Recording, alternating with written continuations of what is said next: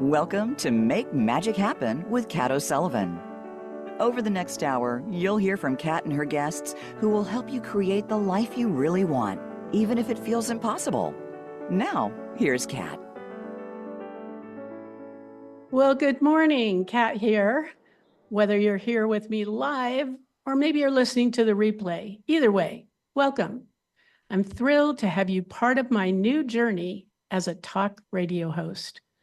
I hope today's episode will be inspiring, challenge you to ponder how you can live out your purpose and make magic happen in your life and the lives of everyone on your path.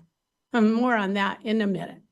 So on last week's episode, we explored how being disruptible can create a magical disruption that can help you pursue the life you really want, and how being a peripheral thinker can help you discover endless new possibilities in the most unlikely places. And as we wrapped up, I asked, what's one thing you could do differently that day or over the next week that could move you one step closer to the life you really want? Hey, did you take that on? What difference did it make? In today's episode, we'll explore how being disruptible can lead you to your purpose and your legacy. Okay, I got a question for you. How many of you woke up this morning thinking, I'm going to live my legacy today? Yeah, probably not many of us. So, how often do you catch yourself daydreaming about the legacy you'll leave someday? Well, what if I told you that your legacy is happening no matter what you're doing? And it's not something for that distant future or not so distant future. It's something you're living right now. On today's episode, we're going to explore the magic of living our legacy moment by moment, choice by choice. Okay, I got another question. When was the last time you thought about your legacy? Well, yeah, I get it. Legacy isn't top of mind for most of us. When we do think about it, well, we tend to think about financial assets, property, the things we pass on to our loved ones or others. What we don't tend to think about is the legacy we are creating by who we are, how we live our lives, and the impact it has on us, our loved ones, and even others on our path. Maybe the place to start is by asking yourself, am I living my legacy by design or default? Now, by design, well, I mean living your life on purpose, aligned with who you are and the impact you want to have. So what do you want your legacy to be?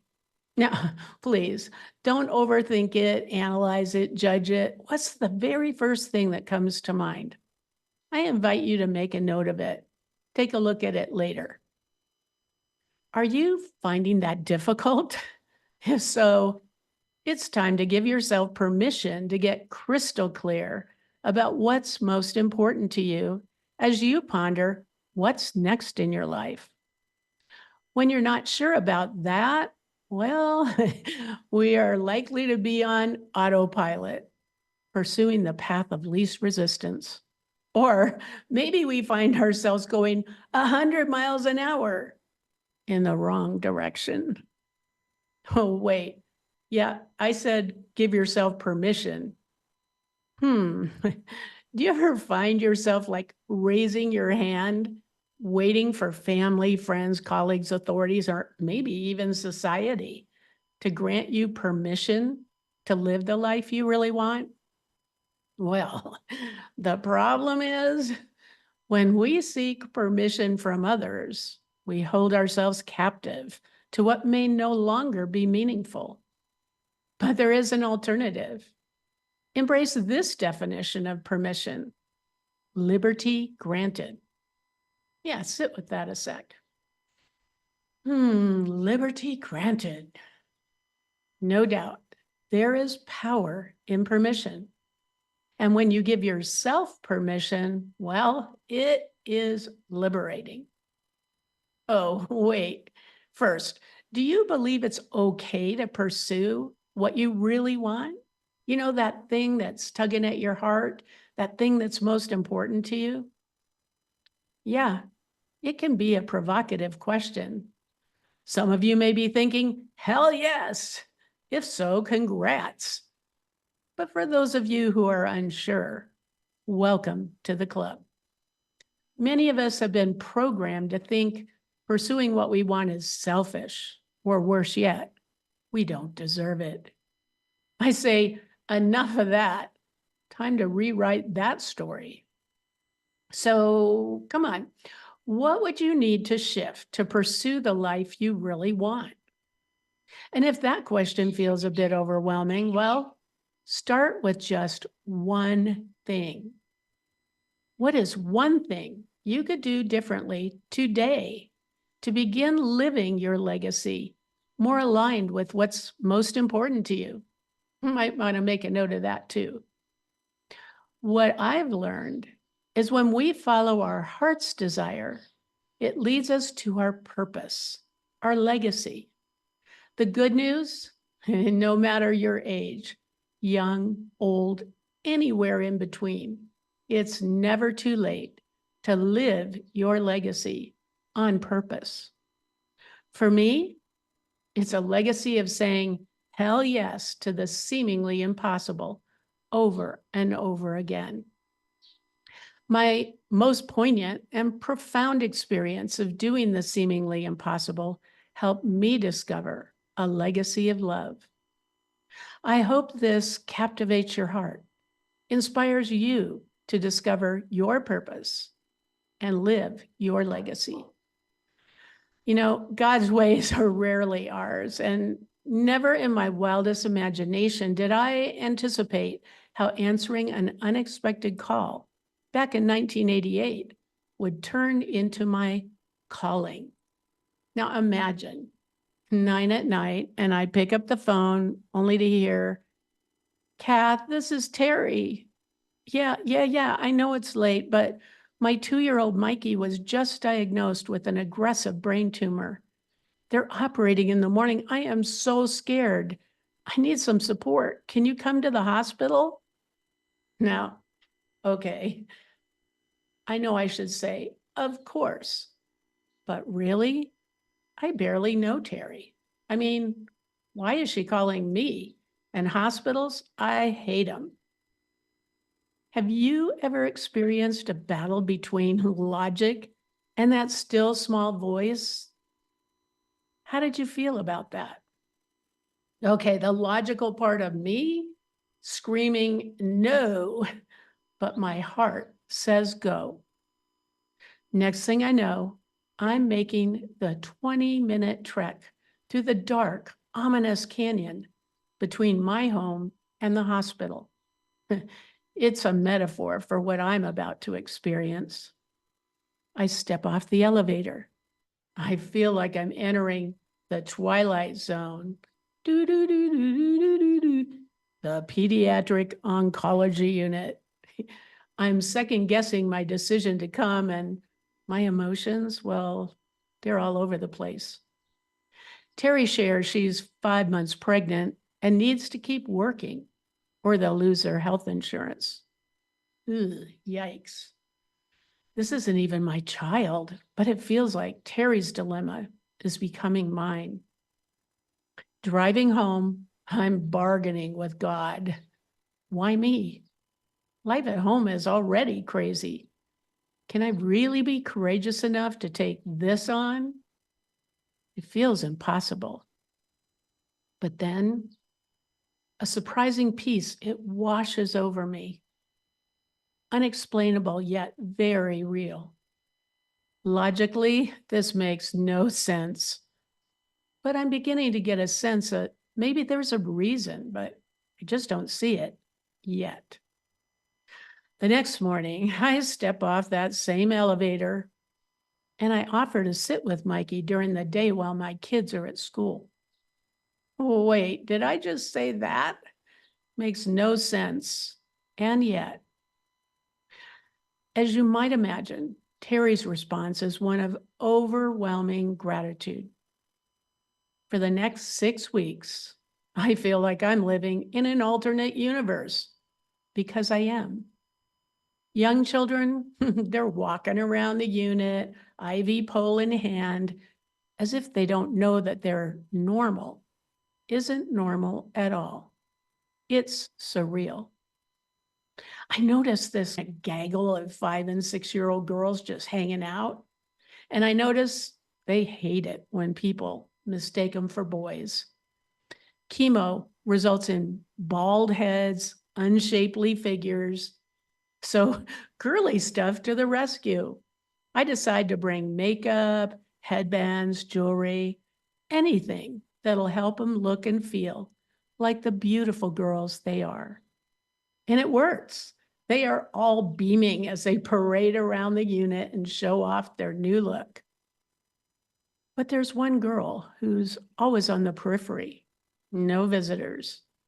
I learned her name is Vanessa and that her parents had abandoned her 4 months earlier. Believe it or not, just before Christmas. Can you imagine a 5-year-old diagnosed with a life-threatening brain tumor undergoing ungodly treatments? No family support. Unthinkable. I wonder, what if I spend some time with her? Maybe it would be good for me too. Little did I know how that would change everything for me, Vanessa, and everyone on our path. Then the fateful night. Vanessa's recent chemo takes a deadly toll. Of course, nurses call her family, but of course, they never show up. I stay, hold her hand through the night, determined that this precious child will not die alone. Miraculously, she survives.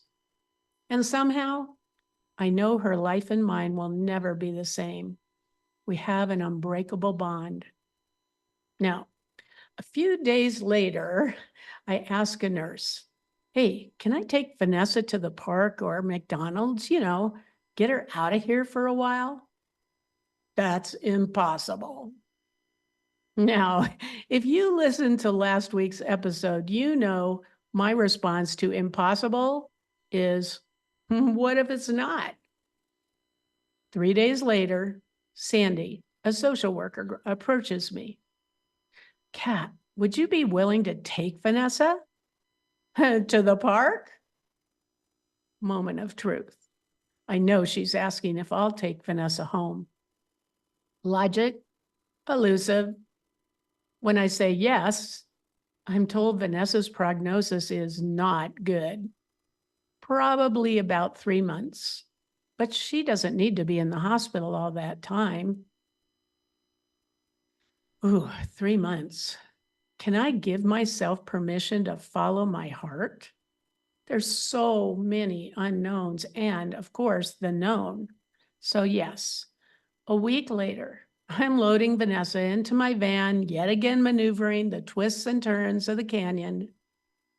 What the bleep am I doing? You might be thinking that too. Have you ever had second thoughts about doing something that seems crazy, impossible? Did you do it anyway? Choose not to do it? How did it play out? I admit it's easy to allow doubt and fear, ours and everyone else's, to keep us from doing the very thing that could be life-changing. I didn't know then how my choices would become my legacy. Okay, I admit it. Bringing Vanessa home is daunting given her prognosis, but what really catches me off guard? When other people distance themselves. What's up with that? So much for all the support I thought I'd have. I didn't get it then, but in hindsight, people were just afraid of the potential loss. But there is one exception.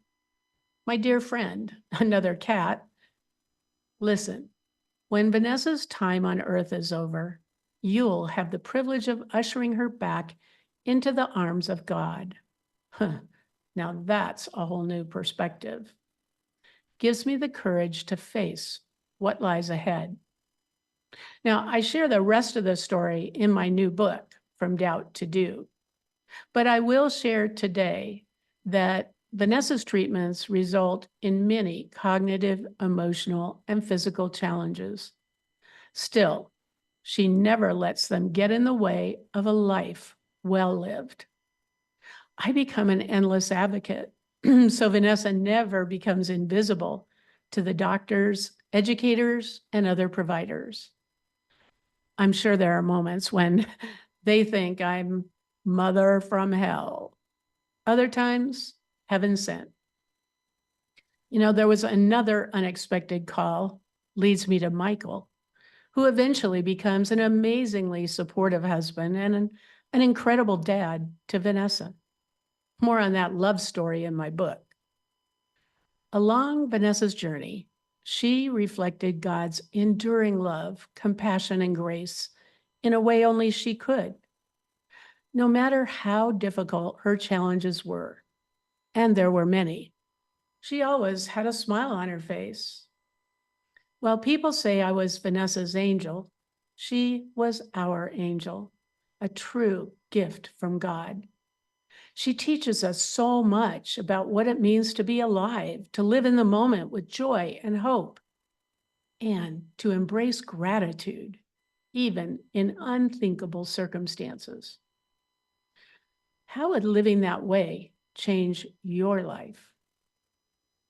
Sadly, over the last few years of Vanessa's life, her health declines unmercifully. I struggle with anticipatory grief. I feel helpless.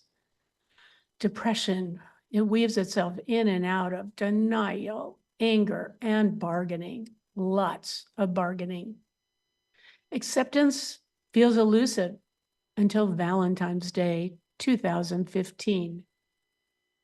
26 years after her diagnosis, Vanessa joins many of her friends for a tea party in heaven, including Mikey, who passed away just months after I took Vanessa home.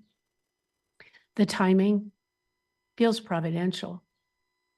Valentine's, the ultimate day of love. Vanessa fulfilled her purpose on earth. She lived her legacy. And just like my dear friend said, we have the privilege of ushering her back into the arms of God. And there it is, the answer to, why me, God? Vanessa is finally at peace. No, she isn't cured, but she is healed. And so am I. What if I hadn't answered that unexpected call? How could living out your purpose transform your world? Who is just waiting for you to show up and transform their world? Yes, I know, those are provocative questions, worthy of much more thought. I hope you'll ponder that. What would it look like in your life going forward? Now, after the break, you'll meet a very special guest, Lydia Bowden. Lydia is an extraordinary woman who, no doubt, is living her legacy, one child at a time. I can't wait for you to hear her story. Now, time for a short break. Be back in a few. Welcome back to Make Magic Happen with Kat O'Sullivan. We're back. If you're just joining us, welcome. Before the break, we explored what it means to live your legacy on purpose, in alignment with what's most important to you. I shared my most poignant story about living my legacy. And if you missed any of that, know you can always get the rest of the story by listening to the replay. Hey, I just got great news. My Make Magic Happen show is now syndicated on 6 other platforms. So you get to choose where you listen. Check out the links on my show page. Now, if you missed my first episode last week, I shared how my husband Michael and I made this monumental move from Los Angeles to Mexico in the middle of the pandemic, allowing me to pursue a new life that's better than I imagined.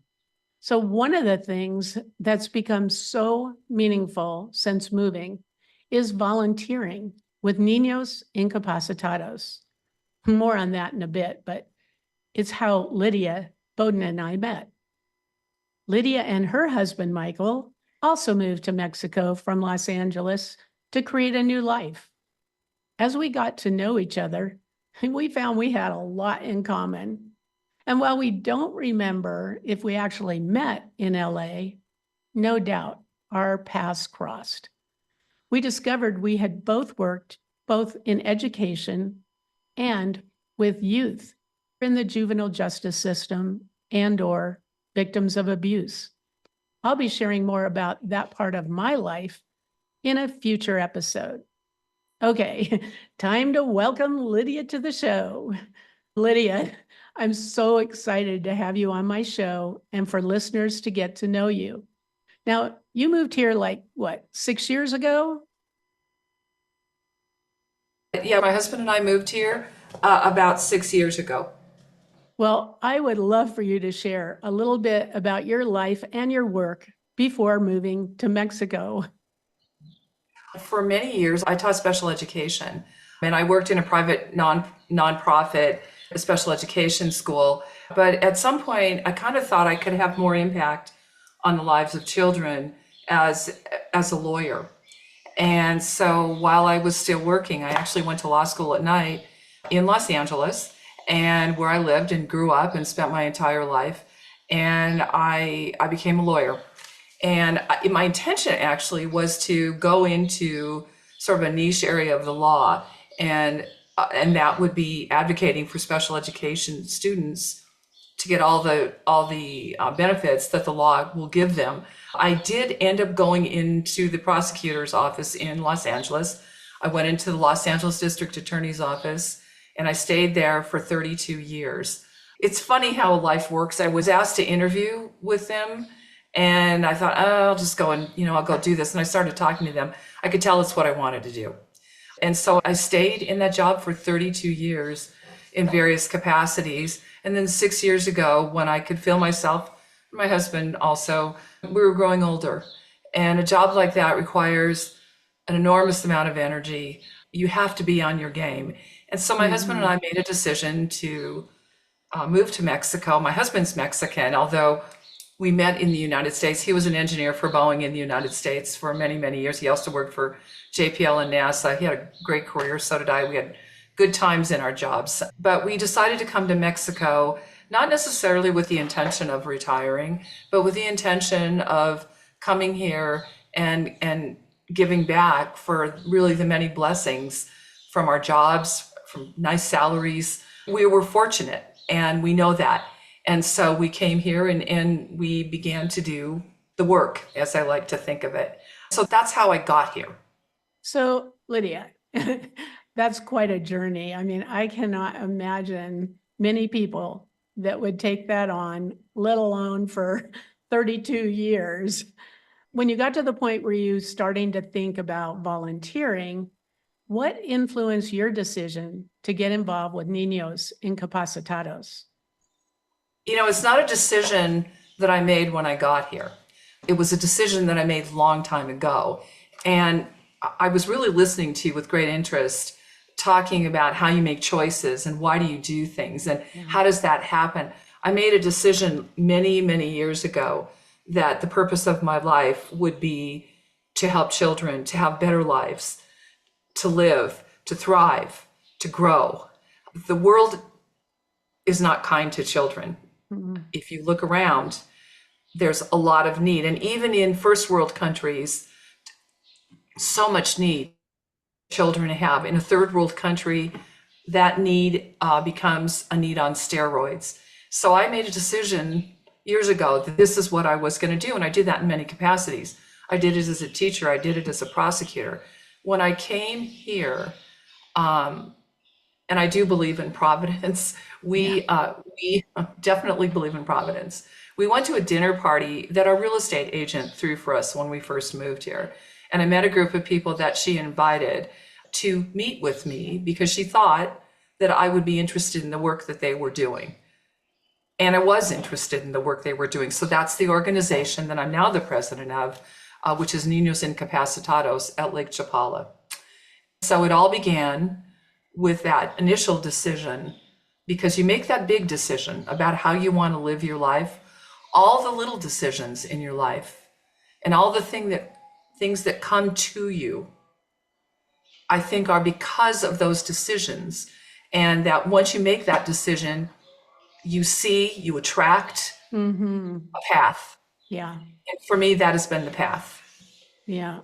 Well, I have to say, I'm so inspired by the work of Niños Incapacitados and your ongoing commitment to the organization. I mean, it's really admirable. I mean, it is part of your legacy. It is your legacy. So for me, volunteering with Niños is one way I'm finding meaning in my new life. And it's actually become a way for me to carry on Vanessa's legacy of love. Now, I got to tell you guys, people often say that Lydia and I have earned a big fat F when it comes to retirement. I mean, actually, I'm sure you'll agree. I don't think either of us really meant to retire, but at least not in the traditional sense. However, we both wanted to retire from what we were doing to pursue our passion in a new way, in a new place. So in next week's episode, a little alert ahead, I'll be sharing more about how I failed retirement, how you can fail retirement and create a more meaningful life. And I hope you'll join me for that conversation. But Lydia, really, given the focus of today's episode around living your legacy, what would you like to share with our listeners about how that informs those choices that you've made? Well, I don't exactly see myself as failing at retirement, although I'm failing admirably at retirement. I like to see myself as living successfully. And I guess, success, it's all in the definition of success, right? Yeah. For me, success is seeing children live and thrive. So let me tell you about my work a little bit and why it's so easy on a daily basis to make a decision to choose this kind of work. We live around a lake here in Lake Chapala, and there's a bunch of little towns and pueblos, and it's a beautiful place, but also there's a lot of children who have a great deal of need. So right now we're serving about 125 kids who have very, very serious medical problems. We're talking about childhood cancer. We're talking about neurological impairment that is very profound, physical ailment, club feet, cleft palates, and those are not addressed medically easily sometimes. And so the parents that we help and the children that we help are really sort of, in terms of the economics ladder here, are at the bottom of that ladder. And so we take referrals actually from children's services here, and then we begin our work with that child. The best way I can describe what I do is I watch a parent and child come into us. We talk to them. The sadness, and I know, Kat, that you can relate to this, the sadness of a child who's enormously ill and is not getting the help that they need. It's a call to action. So we start to work with them. And when you see this, it really feels like choice drops away and what you have in front of you is an imperative. We talk about legacy, and legacy, I think it brings to mind a little bit a thought of time. When I think of myself on my timeline, I see my past. There's nothing I can do about that. I have stuff that I'm enormously proud of. I have things that I would have done differently. I mean, I think that's true for everybody. And then there's the future. I think I know what the future is going to be, and I am working hard to ensure the futures of the children that we deal with. But the truth is, I don't know what the future is. The world is a frightening place right now. Yeah. That's And anybody who has eyes and anybody who reads and watches news knows that it is a frightening place. But what I do have is right now.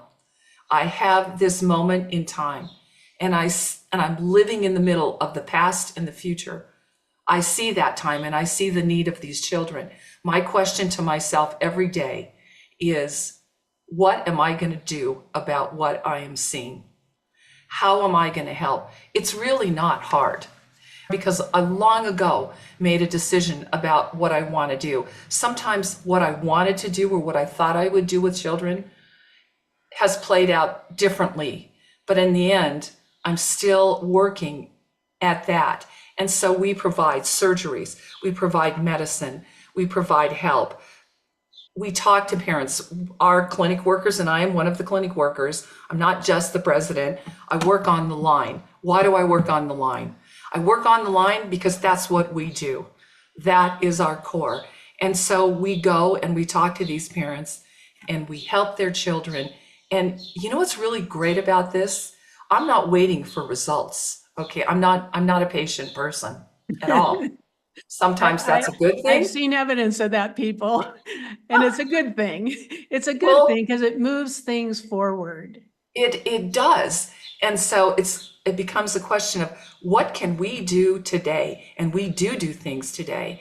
And, you know, I mean, I come out of a government job. It can be frustrating, tons of bureaucracy. We have no bureaucracy. We just do it, as Nike says. We just do it. And I love that. I love that we can get it done, that we can help a child immediately. But I'm also going to tell you that we lose kids. In the last week or two, we lost an 8-year-old boy. I say that it's hard. It's hard to see that. But believe it or not, for me, that's a motivator, because some of that was preventable. And so, you know, I say to myself, not again. Yeah. Not again. Now, this is tough work, albeit very rewarding. But I'm wondering, what can you share with our listeners about how you get the support you need and how you prioritize some self-care? Well, first of all, I have a husband who loves me. Anybody who knows me knows that I can be impatient. I can be bossy, all those things. And I think he puts up with that, and he also joins me in that work. And I think having a partner in this work is the key to success. But also, and I think when you have a mission and when you're on a mission, and I am on a mission, it's really important to surround yourself with like-minded people. You're one of those people, Kat, that are there. And there are lots of people. There are, you know, and I'll just name them by name. There are the Nicoles, the Jennifers, the Graciellas, the Michaels, our board who, you know, supports whatever crazy idea I come up with. They're like, okay, let's go for it. You know, that for me is key, is having people around me. Self-care. I get a massage once in a while. I know when I was working, and I'll say this honestly, the work that I did was very hard. It's very hard to see children get hurt, get killed, get sexually assaulted. I'm going to tell you, I got into therapy, and I would encourage anybody who is carrying a burden like that to go somewhere where you can let go of what you have. And then on most days, I look up. I always look up. And, you know, I have a devotional every morning that I say. That's how I keep myself going. Yeah, thank you for sharing that. It's really important. And for those of you who are listening live after the break, you have the opportunity to call in. Yes, call in and join the conversation. We look forward to hearing, well, your questions, any insights that you've gained. And of course, we'd love to know how you plan to use those as you ponder what else is possible in your life. Let's connect after a brief break. Back to Make Magic Happen with Kat O'Sullivan. Okay, we're back. If you're just joining us, Lydia has been sharing how she's living her legacy, and she's given us some great insights into what it means to take on your passion and put it into, practice, and a lot more. So if you missed that, you can always get the rest of the story by listening to the replay. Lydia, for our listeners who might be pondering how they can make a difference in their community, what recommendations do you have for them around how to find the right fit? I think finding the right fit is, first of all, just deciding that you want to serve. I would say anybody always choose service, because there's no better way to live a life. Having said that, everybody's got some talent or something that they can do, and you'd be surprised what charities need. I'm sure that in listening to this, talking about working in clinics and dealing with extraordinarily ill children, we've had people say to us, that's just too hard for me. And I respect that. Mm-hmm. But guess what? We need people who have technology skills. We need people who have financial skills. We need people who will take a ticket at an event. We need people who will help us set up an event, will help us decide how to have an event. Maybe they could help us with doing fundraising, because all of this, the work that we do comes at a price. Really, one of the biggest part of my jobs is raising money. And talk about something that I just never thought I could do. Talk about the impossible. I know for some people that wouldn't seem like a hard thing. For me to ask people for money is I would rather go sit in a hospital room watching a surgery than I would ask people for money. I'm sure there's many people listening, Lydia, that would agree with you. That is a tough part of your job. But I learned something from that, because now I do it all the time. And the first couple of times I did it, I felt funny, I felt weird, I felt embarrassed. But what kept me going was I kept the face of those kids in front of me and thought, either I have money or I don't do this work. And when it came down to that choice, because I'd make the big choice a long time ago, I could put one foot in front of the other and say, hey, we need some money here. Yeah.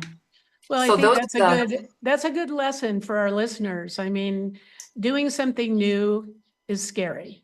Having it aligned with your passion and your sense of purpose, it makes it easier, especially like you say, you take one step and then you take another step and then you take another step, and pretty soon, you're becoming more and more comfortable with something that initially you might have felt was impossible. You're a great example of that. Yeah, when I hear myself ask for money, I think to myself in the back of my head, oh, how far we've come, Lydia. And so I never completely get over it, though. I'll be honest about that. Yeah. It's just a question of making a choice. Well, and it's about keeping that vision, that passion in front of you. I remember when Vanessa was in special ed and we would have those infamous special ed meetings, I learned to bring one of those 3-ring binders that have the clear front with a picture of her. And I would put it in the middle of the table and say, let's remember while we're here. And it was amazing what a difference it made in terms of, really focusing on what the need really was, and not the bureaucracy, not the paperwork, et cetera, et cetera. So, yeah. So I'm sure that there are times when you have some challenges around attracting and keeping volunteers. So what do you wish every volunteer would know before they volunteer? Well, I think first of all, you should know that we're going to welcome you with open arms. And we're going to, the way that we have now begun to deal with volunteers is we talk about training. So we have, a whole training plan for people who work in our clinics. We also like to start people out small. So, we'll put them on a committee. And because we want to make sure for people that when they come in to our organization, that it's the right fit for them, that they're comfortable, and to educate them on what our mission is. And there have been a few people who've come in and just said to us, it's not for me, and that's okay. It really is okay. We are looking for pretty hard chargers, to be honest with you. It is a huge commitment of time to work in this organization. I just like to say that up front. I work full time right now. I don't begrudge a second of that, not 1 second, but I do work full time. I have to be willing to take calls, into the night. The 3 people who run our clinics are taking calls 24/7. God bless them. God Yeah. bless them. To be willing and able to do that, and I know if I asked one of them, if they were on this call today, they would not say, "Oh, I don't like doing that." That doesn't happen. They're like, "Okay, I have a need." And then we jump into action. We start sending bank transfers, we contact doctors, we do what we need to do. It's kind of like a little army, but it's an army that is for children. And it's nice. And so there are a lot of different slots. And if the only thing that you want to do is sort of do piecework for us when we have an event and sit and check people in and take tickets, we need people to do that. If the only thing that you want to do is write a check, I'm thrilled about that. Hey, yeah, definitely up for that. Yeah, I think it all comes down to finding the right fit, something that's a good match for what you really want to do in your life. And Right. to your point, when you are doing that, it isn't, there's that saying, what is it? If you do what you love, you'll never work a day in your life.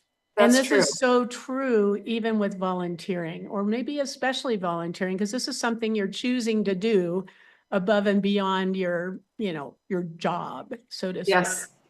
So, yeah, this has been a great conversation, and I hope that our listeners will take the time to kind of pursue what they're passionate about and find out, what they can do to make a difference that's a good fit for what they want to do. How can they contribute? So I think, too, it's really great to think in advance, like what is it that you do want to do, and be more proactive rather than just reacting to what they say. So let me wrap this up a bit. If you'd like to learn more about Niños Incapacitados, and I hope you do, and how you can help them meet the needs of these children, you'll see a banner at the top of the page, and it says, "Giving Children a Chance at Tomorrow." Really soak that in. That's really a reality check. All you need to do is click on the banner and it'll take you to their website. You can learn more about what they're up to. And I've also included a link to the Niños Incapacitados website on my show page under show links. And I know, your support will give these kids and their families the care and support they need to experience a better tomorrow. And, we live in a virtual world. Case in point, here we are, right? So even if you don't live in Mexico, even if you don't live in Lake Chapala, you can be a part of this great mission and help these kids. So Lydia, if people want to continue this conversation with you directly, what's the best way for them to connect with you? Actually, I'll take emails. So my email address is LYDIABODIN 54, year of my birth, at gmail.com.